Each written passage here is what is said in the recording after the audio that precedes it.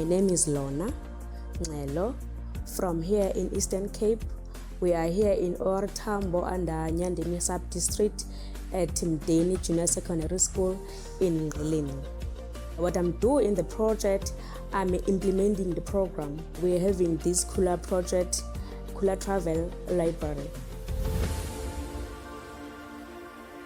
Kula Travel Library is the library that, as you can see the name, it's a Kula when you're saying grow up. The Kula project is doing the rotation of a library here in around Eastern Cape, but we started here in Ngqeleni. The statistics of Eastern Cape here, especially in rural areas, they are not reading. They don't know how to read.